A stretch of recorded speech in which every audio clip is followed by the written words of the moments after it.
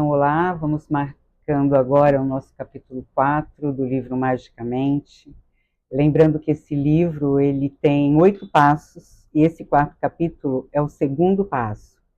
E por causa dele se propor a fazer realmente dar dicas e mostrar na prática como funciona a meditação da manifestação, é muito importante que vocês meditem cada passo. Então, em cada passo tem exercícios que tá lá na minha playlist do livro Magicamente, do Ler Juntos, e tem a parte que eu comento o livro, que é essa aqui, e tem também na playlist as meditações de cada capítulo, que são os exercícios do livro, tá? Então, vamos lá ao capítulo 4, o segundo passo, e esse segundo passo ele vai dizer da importância da gente poder discriminar o que é importante no meio a tantos desejos que a gente tem, né? Então, o que realmente importa, como acessar o que realmente importa. E na meditação da manifestação, ela tem a característica da visualização, mas ela não é muito diferente de qualquer outra prática, que o primeiro passo é você estabelecer a sua conexão íntima, que passa pela calma, por você baixar ali aquele excesso de informação que a gente sempre acumula, a gente ter um acesso mais profundo de nós mesmos. E assim, com essa conexão íntima, a gente vai acessar essa tal da bússola interior que ele fala, para poder visualizar aquilo que a gente deseja. Para chegar em segurança, aonde a gente quer ir, para essa bússola não levar a gente para nenhuma furada, é muito importante que a gente se conecte não só com a ideia de que a gente vai desenvolver uma intenção específica, mas, sobretudo, que a gente se entregue à prática do ponto de vista emocional. O autor vai falar o tempo todo da importância de se conectar com a emoção. Ele fala que é uma prática que tem muito mais a ver com o coração, né? Com como você está sentindo aquilo que você quer, tornar esse sentimento mais vívido quanto possível na prática. E deixa eu acertar aqui. Então, ele vai fazer a pergunta, né? O que é digno da gente querer, né? Lógico que a gente tem aí uma série de coisas que a gente deseja, mas nem sempre isso tudo fica claro, né? Quando geralmente eu proponho uma meditação da intenção numa prática, é muito frequente ouvir das pessoas que é difícil saber exatamente o que a gente quer. Parece incrível isso, mas acontece, né? Então, as abordagens sobre manifestação costumam levar em conta aspectos materiais, né? Riqueza e tal. Os nossos padrões culturais têm essa perspectiva. O sucesso tem a ver com prosperidade, o sucesso tem a ver com poder aquisitivo, e a gente está talvez mais do que nunca, focado nesse objetivo, que seria um desejo, né? O próprio autor, quando ele tinha 12 anos, que ele se deparou com essa prática e funcionou muito bem, ele cometeu a mesma coisa, ele queria os relógios, ele queria os carros e tudo. Mas com o tempo, e depois virando um profissional, um neurocientista e fazendo os ensaios, as testagens, as pesquisas envolvendo essa meditação, ele pôde ver que existe algo que é relativo à sustentabilidade daquela satisfação, e não simplesmente uma satisfação que vai cumprir um desejo material, e essa satisfação ela tem uma vida muito perene, muito curta, né? Ela não cumpre, então, aquela função de resolver o nosso vazio. No máximo, essas conquistas materiais, ela vai na superficialidade daquilo que é material, que portanto é perecível, nos dá uma sensação muito explosiva de prazer, mas que logo depois o vazio ele se apresenta novamente. Então, somente, segundo o autor, somente quando a gente consegue se estabelecer na calma, ou seja, ficar quieto mesmo, alcançar o nosso silêncio, a nossa quietude interior, é que a gente pode acessar os desejos mais profundos.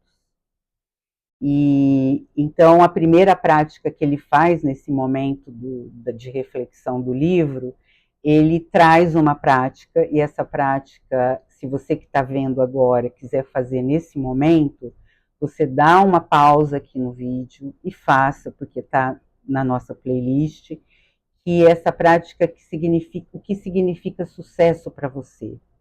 Então essa prática, no decorrer da prática meditativa, a gente então tem acesso a meditar sobre a questão do sucesso para nós, desse lugar mais profundo que só a meditação consegue fazer com que a gente acesse. Então, se você quiser, você pode fazer essa prática agora, dar uma pausa e dar uma refinada naquilo que é o seu desejo, ou então depois que você acabar de participar aqui da nossa leitura comentada, você vai e procura a prática do que significa um sucesso para a gente. E a meditação, então, ela é a ferramenta para ajudar a discernir os nossos desejos mais profundos. A diferença entre o que a gente pensa querer e o que realmente a gente precisa para se sentir satisfeito, pode ter uma decalagem entre uma coisa e outra muito grande.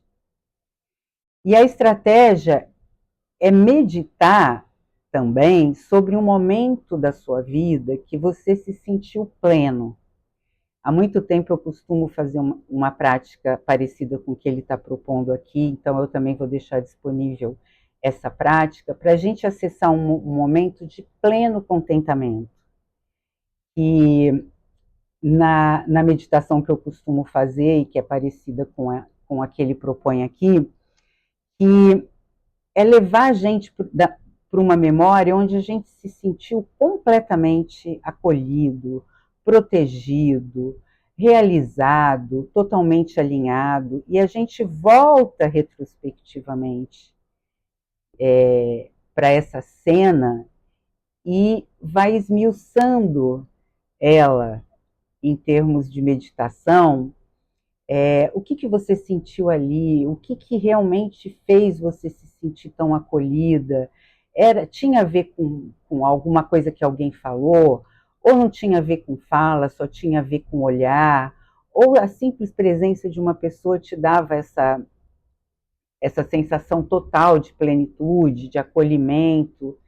E ao acessar essas memórias, portanto, a gente observa detalhes sensoriais, né? Tanto da luz daquela memória, do cheiro, uma memória de cheiro, uma memória de expressão facial, ou um toque, ou a simples mão de uma pessoa que você está olhando ali e está fazendo parte dessa sensação de plenitude. É geralmente aquele momento que a gente quer que ele permaneça para sempre, no sentido, ai meu Deus, se eu morresse aqui agora, eu morreria feliz, né? Então, é mais ou menos isso. Então, acessando essas memórias, a gente também aprende a filtrar aquilo que realmente importa, aquilo que realmente vai nos dar, em termos de meditação da manifestação, a realização de um desejo que ele possa apoiar a gente, manter a gente num estado de plenitude. E o estado de plenitude sustentável, não aquilo que a gente tem por causa que a gente conseguiu comprar alguma coisa, mas logo em seguida a gente volta para o formato de insatisfação. geralmente querendo buscar mais, comprar mais daquilo, fazer mais daquilo, né? E o cultivo do desejo, que seria o que a gente se propõe, então, na meditação da manifestação, ele parte do princípio que, ao mudar a nossa atmosfera interna pela visualização, ou seja, criando realidade, ou seja, utilizando a capacidade criativa da mente, que é a imaginação, a gente altera, ele chama até de pH interno, né? Que seria a nossa atmosfera interna, ela fica contaminada por aquela memória de inspiração, muitas vezes de gratidão. E as nossas emoções mais elevadas, elas são acessadas através dessa memória. Então a gente acessa essas emoções elevadas e comumente essa memória positiva, ela estabelece relação com o amor que está geralmente em torno de alguém que nos trouxe aquela lembrança e que a gente dava tudo para poder voltar a ter de novo aquela cena, né? Geralmente uma pessoa que faz a gente ter essa sensação. E essas emoções positivas, portanto, ajudam a gente a filtrar o emaranhado de desejos da nossa mente. Ainda mais com tanto de estímulo que a gente tem hoje de internet, que a propaganda é muito eficaz para provocar desejo na gente, mas são desejos, via de regra, materiais. E eles não conseguem acessar esse lugar do contentamento pleno, né? E quando a gente está fazendo a prática, portanto, a gente manda mensagem para o cérebro do tamanho da satisfação que aquela cena traz. E mais uma vez, como o cérebro não distingue o que é real do que é imaginado, ele se enche de saliência para saber que aquilo é importante. Aquela emoção é importante. As qualidades daquela emoção são importantes. Se sentir protegido, amado, acolhido, amando. E ele faz, então, ele aciona uma rede de saliência que vai colocar na lista do cérebro, isso daqui é importante para ela. Toda vez que isso aparecer diante dela, eu vou lançar o sinal para que ela não deixe passar despercebido. Então, é como definir o que vale a pena perseguir, passa por esse exercício de imaginação, que a gente, então, faz através dessa prática específica, que está na playlist desse capítulo para vocês, separado daqui do Ler Juntos, tá? E falando mais precisamente da intenção e da atenção, porque essa prática, para você colocar a sua intenção nesse terreno fértil da atenção, imaginando exatamente aquilo que a gente quer, eu solto a emoção relativa àquela memória e o meu corpo produz hormônios de felicidade que acompanham essa memória.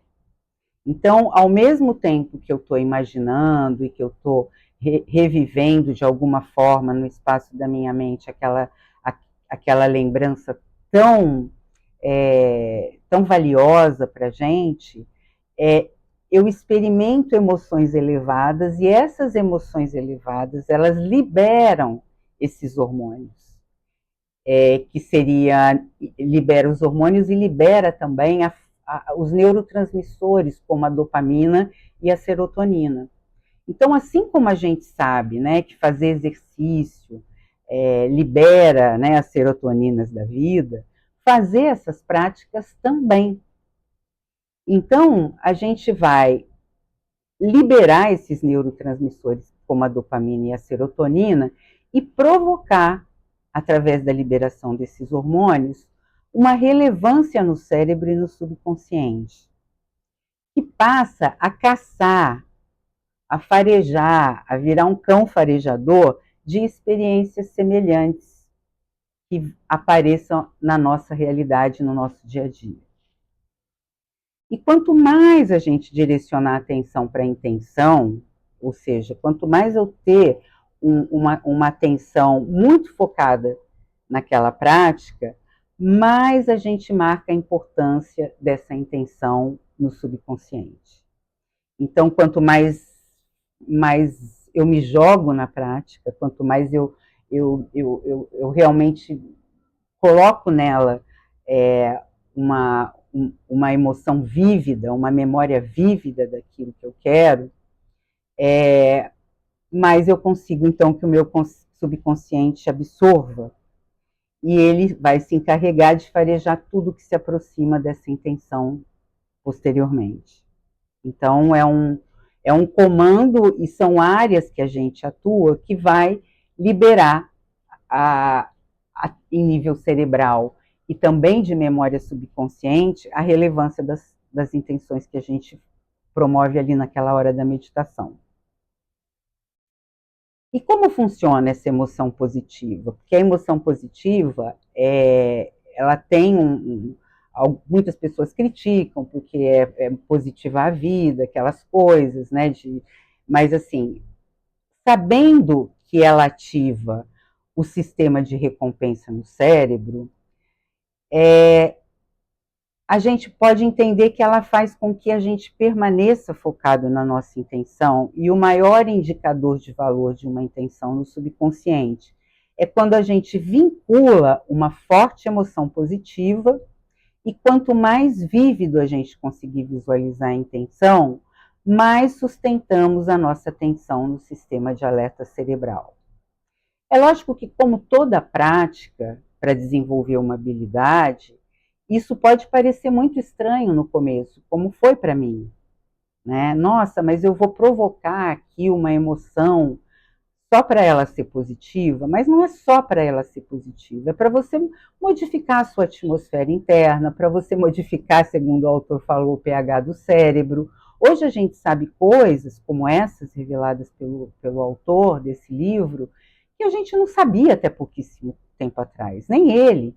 Então isso está fazendo com que, principalmente, os pesquisadores da área da neurociência que pesquisam sobre esse tipo de coisa, a mudar muito os seus hábitos, a fazer coisas que há muito pouco tempo atrás a gente ia achar muito duvidosa, como fazer visualização, como você fazer a lista de intenção, ou como você fazer a sua lista de ação. Cada pesquisador usa um nome, né? Mas o fato é que eles estão fazendo porque funciona. E se funciona e é um tipo de acesso ao conhecimento que a gente não tinha até pouco tempo atrás, a gente tem que se abrir para esse novo, para essas descobertas, né? Então vamos ser felizes, vamos aumentar. Quanto mais a gente conseguir sustentar o nosso contentamento, é aquilo que todo mundo quer e merece. E ele vai falar de um conceito que se chama marcador de valor. O marcador de valor faz parte da rede de saliência do cérebro, que classifica a importância das informações que entram no nosso cérebro.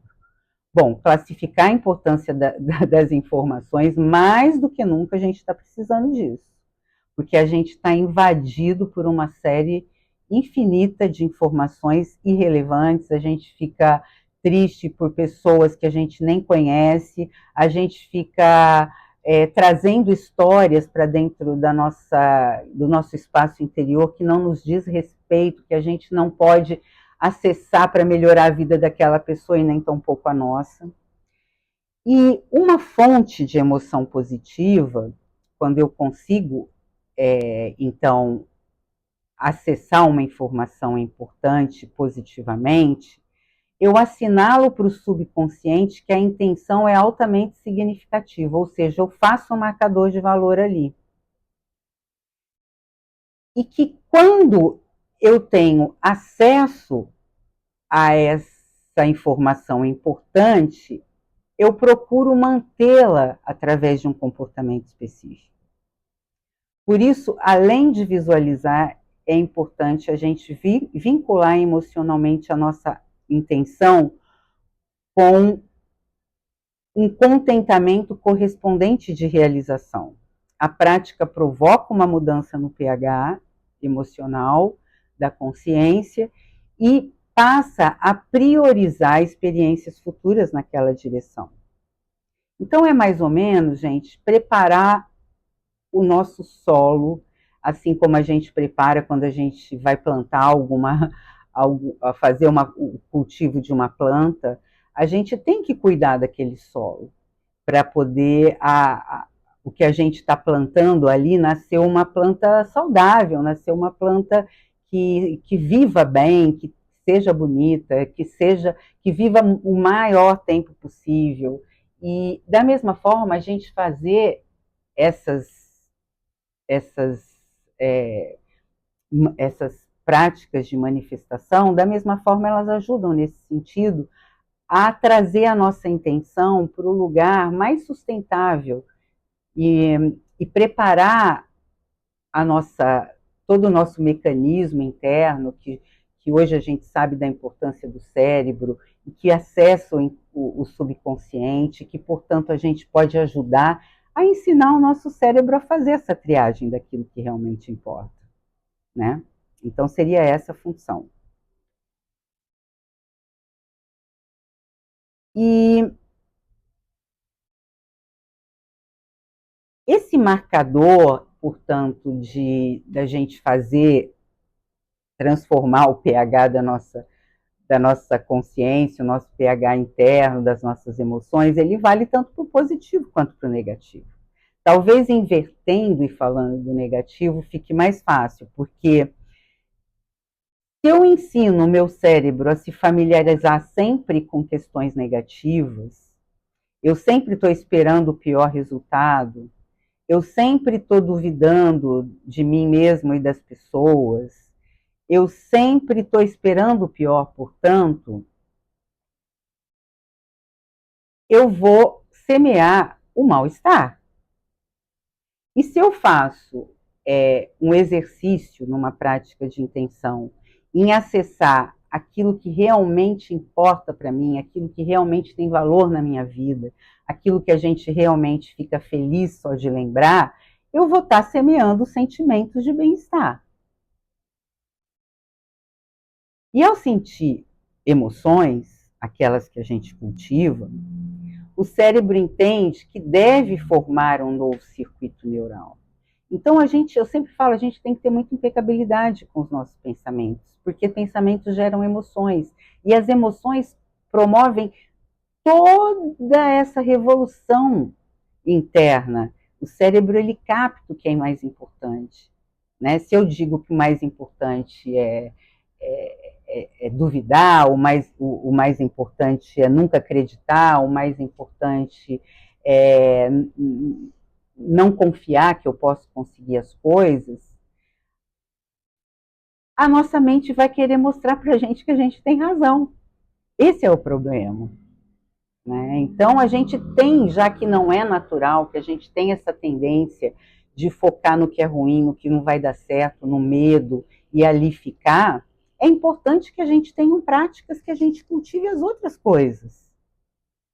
As coisas que nos levam para o bem-estar, que nos colocam em contato com aquilo que realmente importa, as pessoas, as situações, para que aquilo possa acontecer na nossa vida com mais frequência. Porque hoje a gente sabe que o cérebro ele pode atuar a nosso favor. Ele pode absorver aquilo que é importante do ponto de vista positivo e ir demonstrando na nossa vida. Olha só que beleza, né? Então, a meditação aliada à visualização da intenção é uma ferramenta poderosa para se liberar de padrões e comportamentos disfuncionais. Os padrões de pensamentos e comportamentos negativos que a gente tem, todos nós temos padrões disfuncionais que a gente gostaria de não ter, pode mudar completamente a nossa atmosfera interna. Então, toda vez que a gente coloca uma meditação da intenção que acessa esses valores e esses sentimentos mais elevados que a gente tem, a gente também está colocando de informação ali para o cérebro que é ali que ele deve seguir, que é ali que você quer ficar, que é ali que você quer permanecer. Então é importante que a gente faça essa meditação. Mindfulness é importante? Super importante. O Mindfulness, inclusive, é quem vai ajudar a gente a ter esse contato íntimo, poder entrar no silêncio, poder achar o lugar que é o nosso refúgio interno, e a partir daí a gente dá margem a poder fazer a visualização daquilo que a gente quer, com muito mais efetividade, né? E o autor vai trazer aqui que existem dois tipos de felicidade, que tantos filósofos como a própria psicologia vai dizer de formas distintas, né? Então, ele vai trazer o conceito que eu já falei aqui, que é o conceito de eudaimonia e o conceito de hedonia. Então, esse conceito é um conceito aristotélico para definir bem-estar.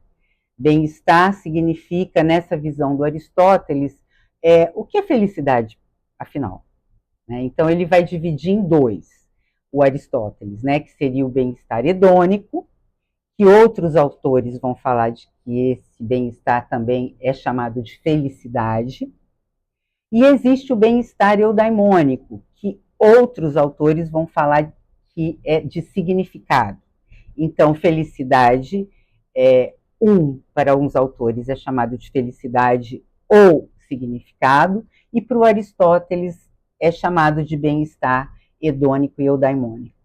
O bem-estar hedônico, vamos pegar essa linha aí e a felicidade, como a gente vê normalmente hoje, ela é pautada em alcançar prazer e evitar dor. Ah, mas lógico, né, Viviane? Ninguém quer se aproximar da dor e evitar o prazer. Não, é claro, né? Mas esse bem-estar hedônico, ele está focado no aqui e agora. E está quase sempre associado a um comportamento egoísta de tirar, de explorar. E a nossa cultura materialista relaciona a gente com esse tipo de felicidade, felicidade hedônica. No entanto, o que o Aristóteles vai descobrir, e outros estudos, que inclusive ele cita aqui como a felicidade estável, a felicidade que perdura, seria o bem-estar eudaimônico do Aristóteles, que para esse autor aqui vai chamar de significado, a felicidade de significado. Então, no bem-estar de significado e eudaimônico, ele concentra na realização do potencial, na contribuição que eu vou fazer para o mundo, naquilo que eu posso devolver para o mundo, com meus talentos, com os meus poderes, fazer o que realmente vale a pena. E isso inclui experiências desafiadoras, até mesmo estresse e ansiedade, mas que parte de uma preocupação empática, parte do vínculo, parte do sentimento de querer fazer a diferença na minha família, no meu bairro, o meu propósito, finalmente. Né? Então, se a gente não tem uma vida de significado, se a gente só tem bens, isso não significa que a gente é feliz. A gente depende de atribuir significado. A nossa existência sem um sentido, sem um significado, a gente realmente vai estar fadado a um vazio.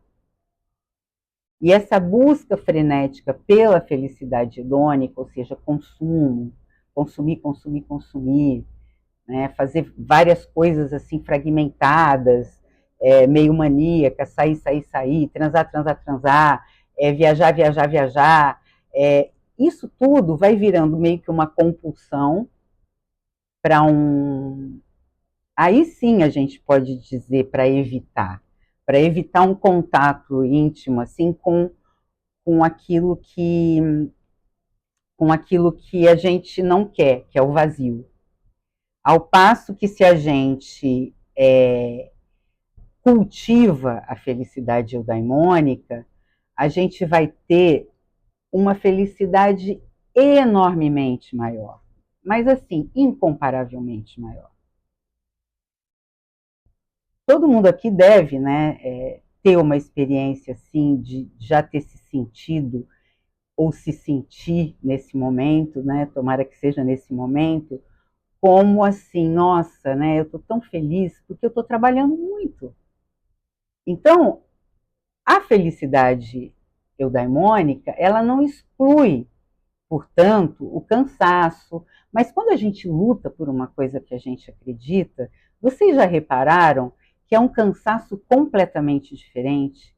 É um cansaço dos justos, digamos assim, né? É um cansaço que alimenta a alma, é um cansaço que no outro dia a gente acorda com pique, é um cansaço que a gente quer chegar e vencer aquele obstáculo para poder realizar aquela coisa tão importante para a gente, geralmente tem a ver com o outro também, né? E embora que para buscar uma vida de significado, a gente precisa antes ter umas condições físicas, materiais mínimas, para depois a gente pensar nessa satisfação de acessar um desejo mais profundo, né? Acontece que o fato é que ainda que a gente tenha saúde, prosperidade, muitos bens, muitos itens de consumo desejadíssimos por a maioria dos seres humanos, a satisfação não se sustenta sem propósito. Então, é uma palavra até que a gente tem ouvido falar muito hoje em dia, né? Propósito, propósito, propósito. Então, é acessar o nosso sentido de vida. Essa é a felicidade, portanto, eudaimônica, né? E aí ele vai trazer uma pesquisa de como medir o bem-estar da Bárbara Fredrickson e o Steve Cole. E foram 84 participantes que responderam a perguntas como, né? Quantas vezes você sentiu que a tua vida tem sentido em si, né? O simples fato de você estar vivo, né? Quantas vezes você teve experiências que te desafiaram a se tornar um ser humano melhor? Quantas vezes você sentiu que tinha algo a contribuir para a sociedade? Então, esses 84 participantes, eles respondiam questões dessa natureza, né, para eles tentarem medir ali o significado da vida dessas pessoas.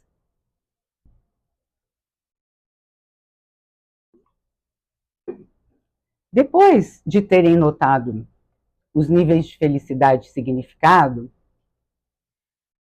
dos participantes, foi analisado como certos genes, olha até onde os cientistas vão, né? Se expressam no corpo dos participantes. Então, esses pesquisadores já tinham pesquisa anterior de genética e eles quiseram levar essa pesquisa de base genética para a questão do bem-estar.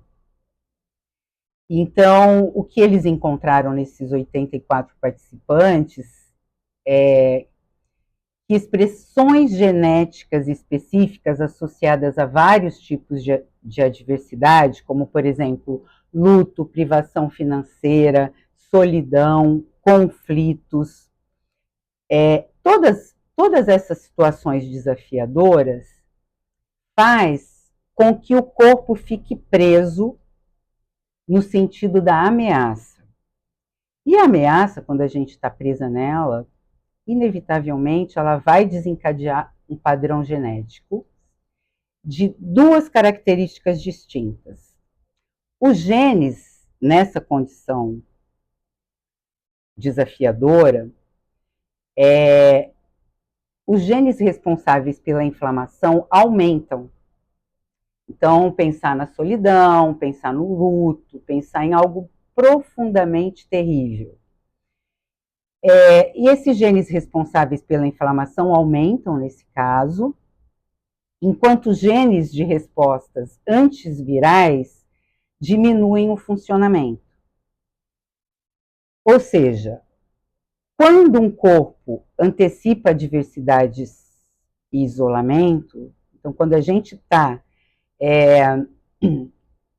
com a nuvenzinha na cabeça, vamos dizer assim, tem gente que anda com ela o tempo todo na cabeça, né?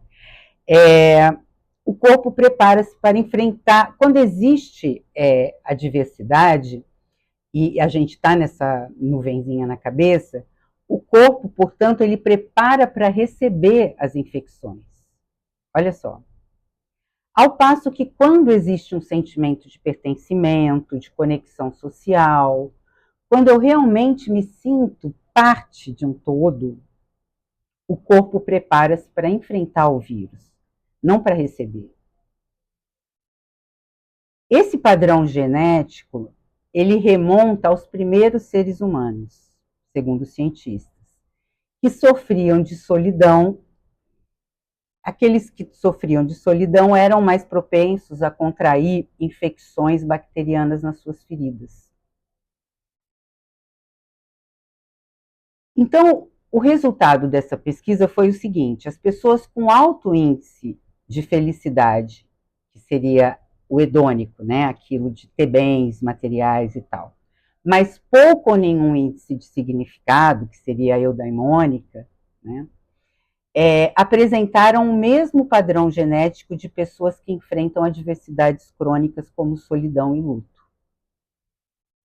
Embora o corpo experimente frequentemente o prazer físico daquilo que eu posso comprar, daquilo viajar, daquilo que eu posso ter, né, que o dinheiro pode comprar, mesmo eu estando com tudo isso à minha disposição, geneticamente esses corpos vão estar propensos à inflamação. Olha só onde a gente chega, né, meu Deus? É incrível essas pesquisas. Já as experiências de prazer sem significado, portanto, que pode ser, além de comprar, pode ser o álcool, droga, sexo casual, as compras, faz com que o corpo sinta que está enfrentando a adversidade crônica. Isso vale para uma coisa que a gente está ouvindo muito hoje falar também, que é com relação eu estou ouvindo muito isso, que está fazendo muito sentido para mim, da gente ter que fazer detox de dopamina, de parar de interagir nas redes sociais, que colocam a gente em constante informação insignificante, sem significado, e que a gente vai perdendo potência, a gente vai perdendo energia. Isso tem a ver com esse estudo genético trazido aqui, porque o corpo inflama. Por isso a importância da gente acessar informações mais profundas, desejos mais profundos, e não ficar ali naquele, sabe, naquela coisa toda desenfreada e muito fragmentada, de cada hora tá vendo uma coisa, de cada hora tá querendo uma coisa. Sim, porque a gente é comandado por algoritmos. A gente é comandado. Então a gente fica o tempo todo com esses algoritmos falando na cabeça da gente, comandando, meio que conduzindo sem a gente perceber, e é uma quereção sem fim, que deixa a gente muito distante de um nível de satisfação, né? Então, nesse estudo, 75% dos participantes demonstraram alta felicidade e baixo significado. Apenas 25% relataram predominância da eudaimonia, que é a felicidade duradoura do Aristóteles, né? Os participantes com forte sentido de propósito, então os 25%, mesmo que não tivessem frequentes fontes de felicidade, né, mesmo que não pudesse ficar viajando o tempo todo, né, comprando o tempo todo, mostraram geneticamente a desativação da resposta ao estresse e ao processo inflamatório. Eles tinham essa competência. E na visualização para manifestação, se não acreditamos que temos poder de mudar, ou não nos achamos merecedores, a tal da síndrome do impostor, a gente fica preso no medo, limitando a nossa perspectiva futura. E torna-se doloroso lidar com um querer que a gente não se acha capaz ou digno. Então, essa meditação, por incrível que pareça, de acessar os desejos mais profundos, que é a nossa intenção, imagina, se eu acho que não mereço, é difícil eu fazer uma prática dessa. Se eu não acreditar de jeito nenhum que isso é possível, sabe, vai ser penoso eu fazer uma prática dessa, né? Então, é por essa razão que a gente acreditar nas nossas potencialidades e a gente também colocar combustível emocional naquilo que a gente deseja, é o que se propõe essa prática. Para a gente não ficar o tempo todo vítima das circunstâncias. Hoje a gente está mais vítima do que nunca desse jogo da internet, e a gente poder semear, cultivar, ou mesmo acessar mesmo aquilo que realmente importa. Então, essa prática, ela traz esse capítulo, né, que é o passo 2, ela traz duas práticas, o que é sucesso para a gente, né, e como a outra prática é de como a gente acessar os nossos desejos mais profundos, aquilo que realmente vale a pena, e vocês, para poder, eu aqui me sinto muito feliz, eu daimonicamente falando, em compartilhar, assim, que parte daquilo que eu acredito, faço, estudo, possa ser acessado por vocês na íntegra. Então, o autor, ele apresenta as pesquisas e as evidências dele em relação à importância da meditação da manifestação, mas eu também gravo para deixar para vocês fazerem realmente essa experiência com vocês próprios, tá? Então, quem gostou, quem costuma ouvir aqui o Ler Juntos, se puder deixar o seu gostei nesse vídeo, que vai ajudar que mais pessoas possam ter acesso a esse conteúdo, e eu agradeço muito, e que qualquer dúvida, qualquer sugestão, por favor, deixem também nos comentários. O vídeo maior sempre está no YouTube, e eu vou botando pílulas assim no Instagram, que é uma rede, né, o Instagram, ele é voltado para mensagens mais curtas, né? E a gente vai seguindo aqui no nosso Ler Juntos, trazendo para vocês esse livro Magicamente, agora no capítulo 4, que traz o segundo passo da meditação da manifestação e treinando a gente para acessar os nossos desejos mais profundos e realizá-los. Tá bem? Então, obrigada e até a próxima.